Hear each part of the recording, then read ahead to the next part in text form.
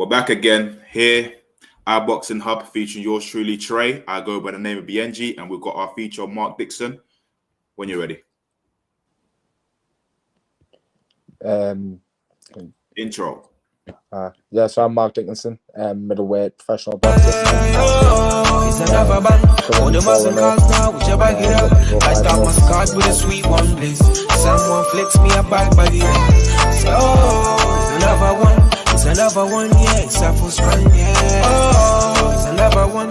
It's another one, yeah.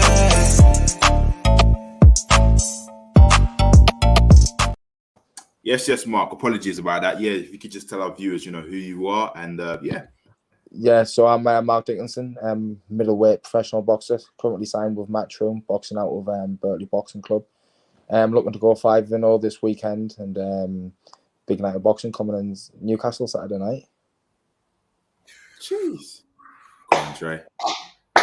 Yes, obviously, Mark, just wanted to take this opportunity first to thank you so much for, taking up your time. I know this is camp time and what we're doing as fans, we shouldn't be doing this, man, but just to have you on during this time, so obviously big up on your end. No problem at all, mate. I appreciate you having me on, boys. Yeah, no worries. Look, I have to big you up even more. From an amateur level, obviously European Youth Championships and the Commonwealth Youth Championships, you medaled in both gold as well. So I have to give you your recognition for that as well. And what I wanted just to ask you is, I know it's during camp right now. Next week's the big sort of homecoming fight. Like, how you feeling, man? You ready? What are you feeling? Yeah, I'm ready. Listen, the hard training's done. I'm just tapering down now and getting the mind focused on the job and what I've got to do on Saturday night. And I've been visioning it since the show's been announced. I knew the show was coming before it was announced, so it's just been on my mind non-stop, and I can't ready to let it all play out now. Nice. A question I wanted to ask you, and I always ask all the boxers this question, but what got you into boxing? So I started training when I was like 6 years old, I think, at Berkeley Boxing, where I'm training at now. And my uncles boxed, my dad's brothers. They were both professional. One was a British champion, one was an English champion. And they both won the prize fight. I don't know if you remember the prize fighter tournament that used to be on, where they used to have 3 fights in one night. They both won that. Yeah. And I kind of always just wanted to follow in their footsteps and be like them, and had my first fight at 11, and it just kind of went from there, really. Just won a few nationals, boxed for England and that, and then I just thought, well, may as well stick to it and try and make a career out of it one day, and here we are. Wow. No, and you're only 23. 23, man, yeah. 23. Wow. I got to big you up. I have to big you up as well, because off air we was talking about the importance of sort of amateur boxing, and I wanted us to sort of speak about this on here as well. Me and BNG, we've obviously spoken about this in previous subjects in podcasts in the past, about the importance of amateur boxing. And look, just tell us about your sort of story, how important it is, and how the transition from sort of amateur to professional, how you finding it right now? I think if you have a good amateur background, it'll always put you in good stead for the pros. I think I kind of like to call it earning your stripes. You want to be able to walk before you run, kind of thing. And I think it's helped me a lot with mindset and what I've got to do to be able to achieve what I want to achieve. I had a lot of goals set out from being a young kid. I remember being 9 or 10 years old and seeing Thomas Patrick Ward come into Berkeley Boxing Gym after winning the Europeans. And then the year after, Pat McCormack was the same. He came in, European gold, big trophy and that. And I always thought, one day I'm going to do it. I'm going to win the Europeans. And I think it took me 4 attempts to do, and I failed 3 times trying, and I just kept going back, and then ended up getting on the GB squad, traveling the world and that with the McCormack twins and Callum French and Cyrus Patterson. And I think it just helps a lot with mindset. And now I've went into the pros, I know what it takes. I know what I need to do, and if not even more now as a pro. So I know if that's where I got me as an amateur, I need to push even further now if I want to go on and be a world champion as a pro. Wow. I mean, how many fights are you looking to have this year? So I think I should have at least 4 or 5 this year. I think I should have 4 or 5 going into 8-rounders now, and then have a few 8-rounders. And I'm not really looking past my 18th, to be honest with you. If I look past it and get beat, then forget about it. But like, ideally, like 4 or 5, and then see where we are. See if we're looking for some sort of title, area title, English title, or whatever it may be. But first we'll get the March 18th out of the way, and then we'll start talking past that. No, definitely massive shout out to you, like, obviously, because I know doing 4 to 5 is not the easiest to do, especially, you know, with the negotiations. I know you obviously with Matchroom, so sometimes making the fights is not always the easiest thing to do. But look, what I wanted to ask, and well, I like to ask boxers this question as well, like growing up, you know, just taking you sort of back in time, who were your, I don't know, top 3 fighters that you could probably look on YouTube? You had the videos, the cassette players. Everyone's all had their favorite 3 fighters. Who's like your top 3 that you used to? So I like being a young kid. I was always a Mike Tyson fan. Loved Mike Tyson. Loved the person he was. You know, that kind of killer instinct, attitude, and all that. Like Mike Tyson, Marvin Hagler as well. Was always a big Marvin Hagler fan. Middleweight. And then going like complete opposite. I liked Floyd Mayweather. I like Floyd. The knock-in hit master of boxing, and good IQ of the ring, and very, very smart fighter. So they were probably my 3 that I always liked. But obviously the list would go on forever, like for the fighters that I've always watched. But they're probably the 3 that come to mind. Cool. Again, this is a question I always ask boxers. What's your views on YouTube boxing? I mean, do you think that it's disrespecting the pro boxers, or is it just a bit of fun? To be honest with you, if it makes money, it makes sense, doesn't it? So listen, they're getting paid nice for doing it. The public seem to be buying into it, so I can't really call it a bad thing. I think it's a bit silly when you see them calling out the likes of like Canelo Alvarez and stuff and that, but you know, people do what they do to get the name out there, don't they? But look, I can't really call them, because they're making a lot of money out the job, and it's getting the public interested in boxing. I mean, if somebody, you know, in that scene, let's say the Misfits, was to call you out, and would you consider challenging that? To be honest, I've never really thought about it. I don't really thought about going into YouTube boxing, because I don't really want to get into that kind of crowd. Like where I want to go, I want to build my name and become like a world champion boxer. I don't want to be known as the boxer who fights YouTube fighters. You know what I mean? Not like in a disrespectful way, but the way I want my career to go is I wanted to go towards the top of the proper professional boxing level, and that's where I aim to go. And I don't really want to waste my career getting into internet wars with YouTube fighters and stuff, you know. I respect that massively, honestly, because by you just saying that, it just lets me know that your mindset, you know, towards boxing is not even about the money. It's about your legacy. It's about what you're leaving behind as well. And like you just said, becoming a world champion. And I think, you know, in this era, unfortunately, and look, we're massive fans of the sport, but unfortunately, we're in an era now where, you know, money is the big focus. Whereas I think you should be chasing your legacy, and once you reach your legacy, the money will come afterwards. I don't know. I think that's easy maths. Really. If you're successful and you're winning them big belts, then the money will come with it. That's the way I see it. But now the dream's always to be a world champion. Like being 5-6 year old, if you asked me what I wanted to be, I would have turned around and said I want to be a world champion when I grow up. My dad used to always say to me, he remembers me being a little chubby kid in the mirror, you know, in the bedroom, spending hours shadow boxing in front of the mirror and that, and it's just what I've always wanted to do. Like I left school after year 6, which is I didn't finish primary school and left school. Started working with my dad, but he used to have me out running every morning. Then I used to go to work through the day with my dad. Then I'd be at the boxing gym on the night, and like I always had that routine and discipline in my life, you know. I like that. That's good discipline. I mean, what advice would you give an upcoming boxer?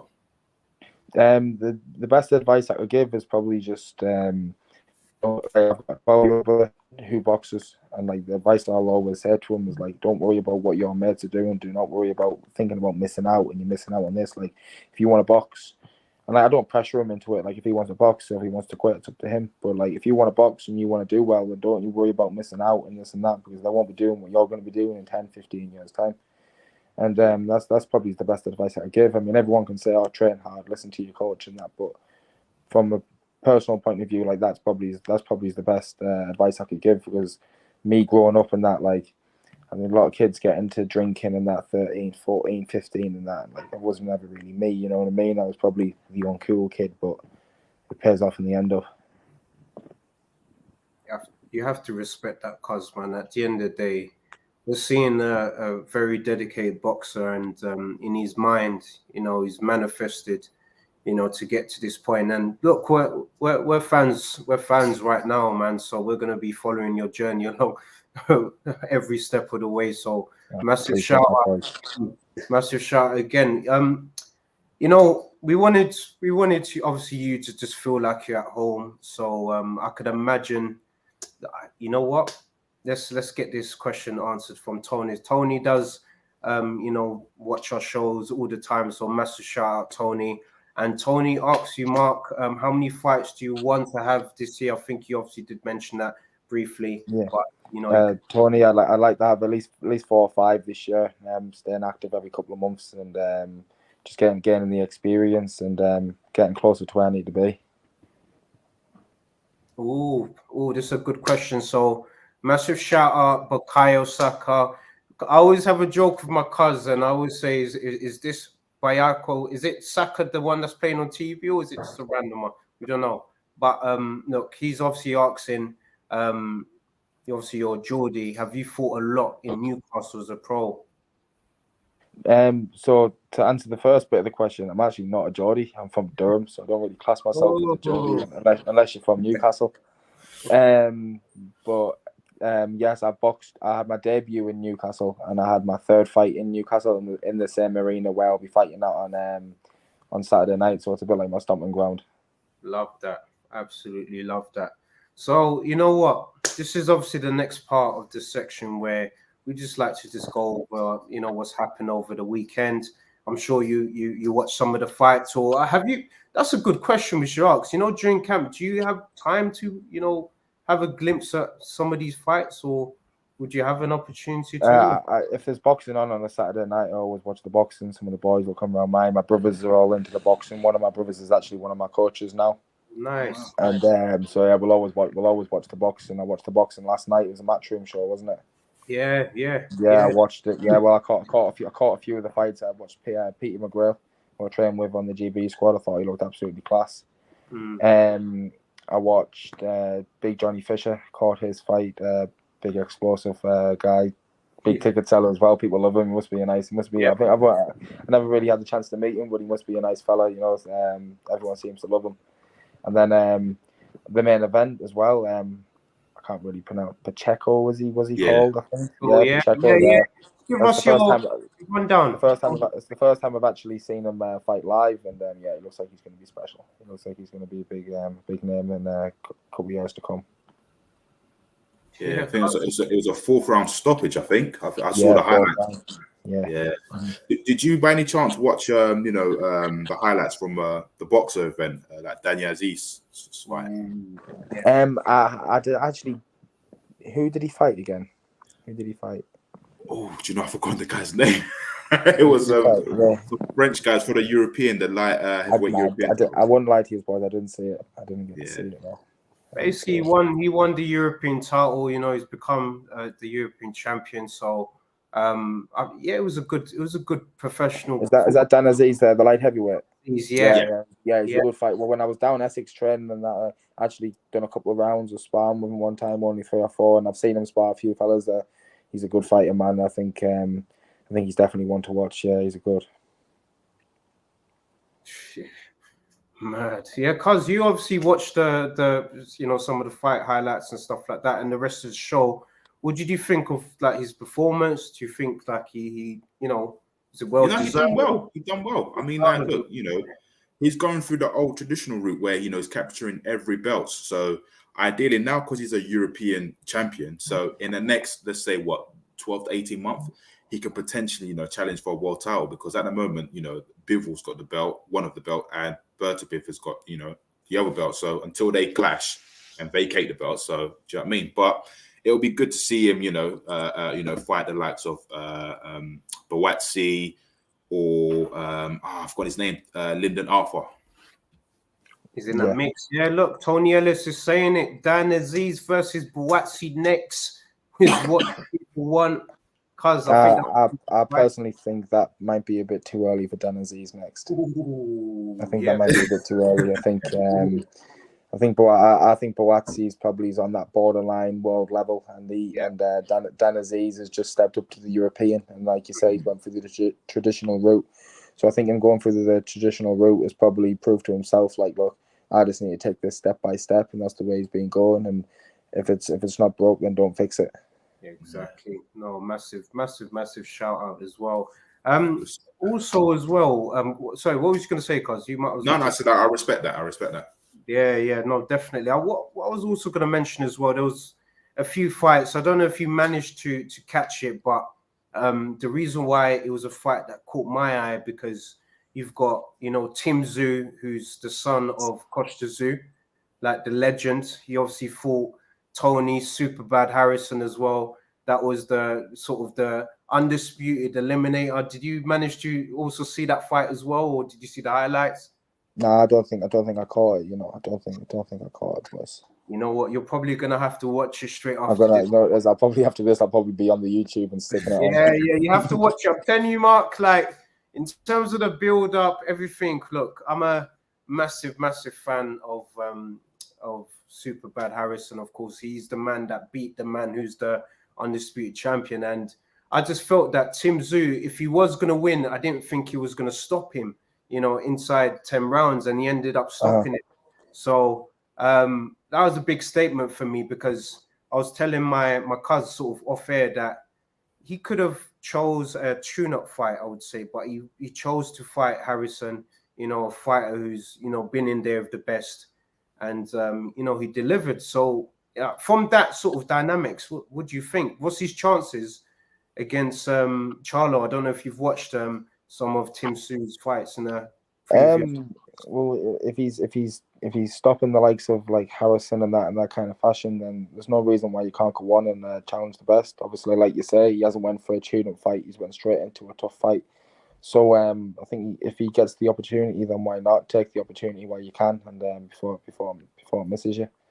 But Charlo's pretty good as well, so I can't see it being an easy fight for him. Have you been sort of looking at his twin? His twin's sort of a middleweight. Have you been looking at him, maybe a potential, not now, but in the next, I do. I watch the fights and that, but like, I think I don't really look at like the top level yet and think of like assess them as if like I'm gonna box them. I kind of like look at around like my own level and that first. I don't really want to get too carried away with myself, you know what I mean? Yeah. But I don't get me wrong, I do believe like I've got what it takes to go up there and fight at that level. I wouldn't be in boxing if I didn't think I could. I don't think there's any point of being in boxing if you don't think that you can, or if you don't know that you can. Like you've got to know that you can, and it's too hard of a sport to be involved in if you're not wanting to go all the way. Like I couldn't really see myself putting this much sacrifice and like this much work into something where I thought like I wasn't gonna achieve my end goal. Yeah. I mean, it's now been announced. Katie Taylor and Chantal Cameron. That's a fight I'm looking forward to. I've been waiting for this. I've been waiting. Mark, what's your thoughts? Like, this is. I just think it's hard to go against Katie Taylor. I struggle to go against her. I think she's very good. Obviously got that like Olympic pedigree and that as well. Very good amateur background, and she's definitely shining as a pro. So No, she's good, man. It's hard. But then again, Chantal Cameron's no pushover, and Il Chapo. Look, I was telling my cousin. no pushover. So no, it's definitely a one to keep an eye out on. Yeah, we've had her on the podcast before, in fact, and like her energy, her mindset, we definitely feel that like she's ready. And I was telling my cousin sort of off air before we got into the pod that she reminds me of obviously she's British, but she's like a Mexican in terms of her mindset, but she's got the IQ to be smart with it. She's not going to be reckless and go inside. She's very calculated with it. So I think, Katie Taylor moving up as well. Like, it's gonna be interesting, man. Yeah, that's a big factor, like moving up, because like an old saying, but a good biggin usually beats a good small person. But then again, when they're as good as Katie Taylor is, then she's always got that chance. Yeah. I can't wait. Are you looking forward to the Tank Davis and Ryan Garcia fight, boss? Oh man. Listen, what are you saying about that, Mark? That fight, I'm telling you now, I'm a Tank fan, right? I'm a Garcia fan, but I'm more into Tank because he just reminds me of a young, hungry, angry Mike Tyson. I've said, like, look, if Ryan trades with Tank, he's gonna get caught. Don't get me wrong, it's speed vs power, but something just tells me the later round Tank will catch him. Yeah, that's my thoughts on it. I think early on, Tank has got to be a bit not too reckless, because he can punch, not just speed, he can punch. I think he hits so fast. I think he'll give Tank problems early on, but I can just see Tank getting him at one point. I just think he's gonna get him. Yeah, and I think Tank as well. A lot of people don't give him credit for because I agree with Kaz, of course. I think that Tank, his boxing IQ is very high, man. He's very, very calculated, very smart. He doesn't like against Rolly, for example. Yeah, he calculated the way he set him up. Yeah, like got him. Well, he's obviously I don't know if the fans are out anymore, but he's done a lot of work with Floyd Mayweather. Yeah. So like you got to think like he won't have forgot, just if he's not speaking to, I don't know what the situation is between them, but if they're not speaking with him anymore, he definitely won't have forgot the work that Floyd's put into him, because it's priceless, isn't it? He's a bit of a hybrid. Like if you were to sort of say he's similar to certain people, it's a bit of a hybrid between a Mayweather, not in terms of Mayweather's excellent, but in terms of like his IQ and then his power. He's got it like the young Mike Tyson's raw power as well, like what Genji's saying. So, like, I think it's an exciting fight. The only thing that I've noticed about Tank, when he's fighting, he gets distracted. Like he's listening to the crowd. You know, he'll look at the crowd and speak to someone in the crowd. But I think he has to bring his A game into this fight, because I know Ryan is bringing his A game into this fight. You know, and hopefully the winner, hopefully the winner can challenge, Haney or Haney, What's your thoughts on Shakur Stevenson coming up to lightweight? Yeah, I think it's going to be interesting. I think he takes over. I think he takes over. You reckon that's him? I think to be honest with you, you can't really say it right now because he probably hasn't got the pedigree behind him to call him it. But I think in a couple of years, I think pound for pound number one, Shakur Stevenson. Wow, no, I absolutely have to respect that, because Shakur Stevenson for me as well, his IQ, his power, and look, I think he's going to cause a lot of problems as well, man. And imagine him versus Haney. That fight needs to happen. There's a lot of stories in the back end of what's happened between them. Also, you can throw Tank into that mix as well. Like, I just think the division looks crazy. I don't know if you sort of remember growing up or the history. There was a period where there was the four kings of the division. You got Duran, Lennon. You got these fighters. Like, I'm thinking that this division is shaping up to have that sort of feeling. Yeah, to have that kind of feeling. Yeah. To be fair, I'm a bit gutted Lomachenko's getting a bit older, because if he'll have been a few, I think he's a little bit on the slide, but I think him a few years younger, he could give them all problems as well. But I think Lomachenko's a lot naturally smaller than a lot of them. I think he could probably be feather, definitely super feather. So It's would have been very interesting, but I think he's on the dip now compared to what he was. Of course, Yeah. of course. No, Well, that's the true. big one has been announced. It looks like Fury and Usyk. It's definitely happening on the 29th of April. Finally, after 20 odd years, we will finally get to have an undisputed heavyweight champion of the world. Who's going to win this fight? I pick Fury to win. I think Fury wins, but I don't think it's going to be the easy fight and Fury walk through like people think. I think Usyk's very good at taking away what the other fighter is good at and using it against them. Fury's got he's very, very good if he can get his jab off, and Usyk's very good at coming down them lines of the jab and getting around the back of them. And I think if he can take Fury's jab off him, Fury gets a lot of problems.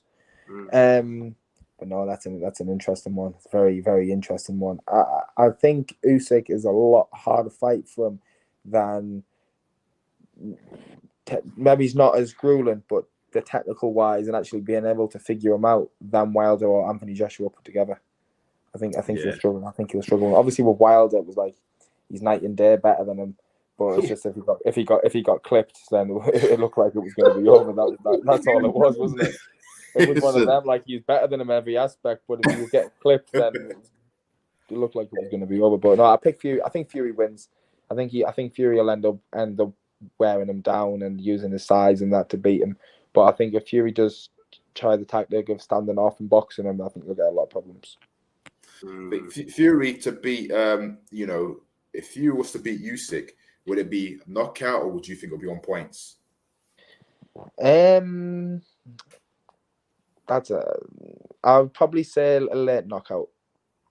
That would probably be my prediction. I think late. I personally think Fury would probably come out and have a little look. Maybe he'd be getting picked a little bit the first couple, and then I think Fury would glove up and walk him down. And actually, he's very good at using his size. I don't think Joshua was too good at using his size against Usyk and like actually imposing himself on him. Whether that was just down to he didn't have the technical ability to do it or not. And obviously, look, like I think people discredit Anthony Joshua far too much for them fights. People say, "Oh, he's bigger and stronger. Why didn't he just walk him down?" Well, would you like to walk through Usyk's shots? Do you know what I mean? Like it's not as easy as that. But I think for a big man in Fury, he's very good at inside fighting, and I think that'll be the defining point in the fight when he actually roughs him up on the inside, and he's the bigger man on the inside roughing him up. I think that'll be the difference. See, I'm hearing mixed reviews. People are telling me that what people prediction are thinking that Usyk beats Fury on points. That's not a bad prediction. It's not impossible. It's not a bad prediction. I've went against Fury a couple of times. I went against him on Klitschko. When he come back for the first Wilder fight, I was like, "That's too early, man. It's too early." And prove me wrong every time, So I'm just not gonna. I'm not. He's the man. At the moment, he is the man. He's the king of the division at the moment. Yeah. So he's the man. If he beats Usyk, no one can't say nothing. No one can't say nothing. It's done. But you know what? I can't even lie, and I could be that guy. I can't even lie to you. A lot of people, like you said, because they've look, Fury is the man. He's the Gypsy King. He's the guy that beat the guy. He's the one that opened the division. But Usyk, man, I can't even lie. I like him. I do like him. He's a humble warrior that is fighting for a bigger cause. Do you know what I mean? You just know he's not fighting for money. I think Fury's quite good at getting inside people's heads and have them kind of mentally beat before they get in there, and I don't think he's going to be able to do that. I don't think the mind games will work with Usyk. I don't think so. I think Usyk's just as good as the mind games. I think he's just as good. You said the game. It's a mental. It's like, sorry guys, I'm not even trying to take over. It's just like when he got in the ring with Wilder, he got into his head already. He knew the mind games, same as he got into Klitschko's head. And with Usyk, he's not stupid. He's a smart man. Mentally, he's smart. I mean, like, look, I know Usyk was the undisputed cruiserweight champion. People still don't rate him as a heavyweight because they're saying, like, he hasn't got punch power because he didn't knock out AJ, didn't knock out Derek Chisora. Obviously, he knocked out Bellew, but, that was a cruiserweight level. But I still rate the guy. I think this fight, he's going to bring his A game. He's going to be literally on point because he's a southpaw, non-stop moving, non-stop. Mm-hmm. It's going to be a problem.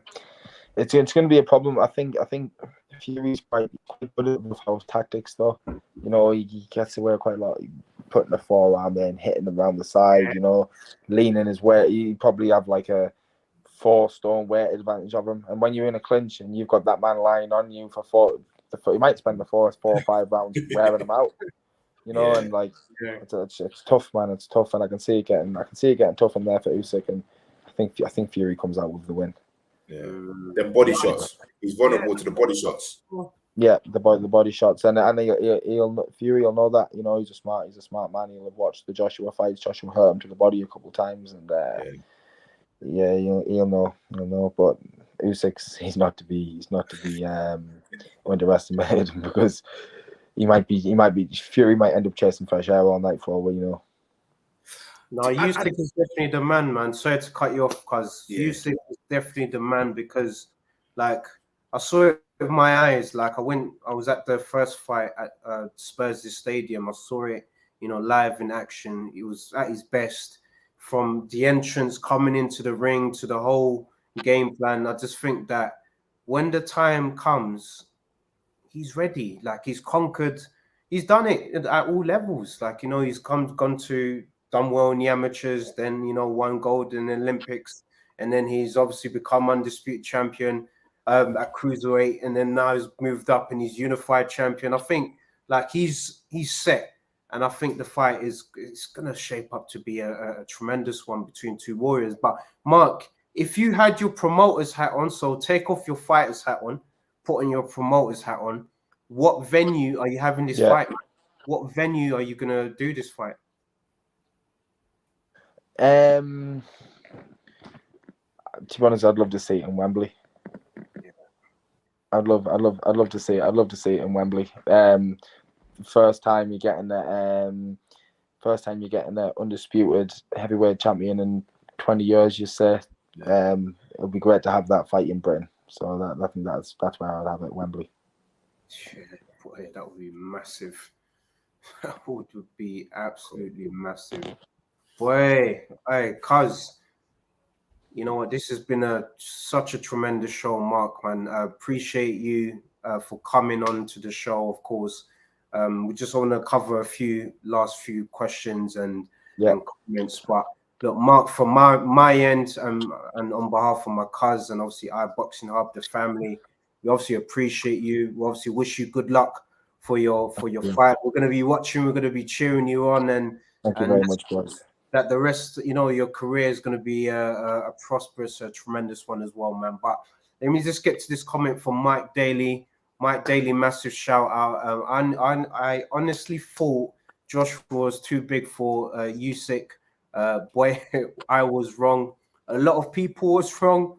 And massive shout out to Lone Star Steph, of course. Hey, brothers, be well this late evening over there. Greetings from South California. Big up from the States. iBoxing Hub, I found you through Stormy B, man. Enjoying the conversation, gents. God be with you. Massive shout out from the States. Loving that energy, loving that vibe, man. We hope to obviously have you, on some of the rest of the shows as well. And Luke, 999, great fight. Can't wait for it. I edge it to Fury, but Usyk is class. Look, guys. Oh, we're getting some more comments. I want to big up. I want to give Fury the edge too. Either way, can't wait to see it. Look, we're loving the energy, guys, man. Obviously, massive shout out as well. Last question. Let's just cover this for Steph, because he's in California, so we got to cover this. They fight at Wembley or O2? Where's Wembley? The fight? It's most likely going to be Wembley. Wembley, yeah. It's been already Wembley. O2 is too small for this kind of fight, man. This is undisputed. You need. They'll probably do 100,000 people, 100,000 seats, I reckon. Easily. Remember, this is undisputed. The last time we've had an undisputed heavyweight champion, like what BNG is saying, was 20 years ago. Lennox Lewis, the best. Holyfield. We're talking about greatness, man. So we're hoping we can crown, an undisputed champion, man. And look, guys, man, massive shout out to everyone who's viewed into the show Mark, once again, we're massive fans of you, of course, and thank you for joining us today. Thank you very much. Thank you very much for having me on, boys. Thank you, man. It's been a pleasure. Thank you. Blessings, man. Blessings. Cuz, do you want to wrap this up? Are you going to wrap this up in your style? Yeah, man. Remember, we go by the name of iBoxing Hub. I go by the name of Yenji, featuring yours truly, Trey. And we've got Mark Dixon. Remember to like, share, and subscribe, and have a productive week. See ya. It's another band. All the Muslim cars now, whichever get up. I start my card with a sweet one, please. Someone flicks me a bag by the say, oh, it's another one. It's another one, yeah. It's a full strand, yeah. Oh, it's another one. It's another one, yeah.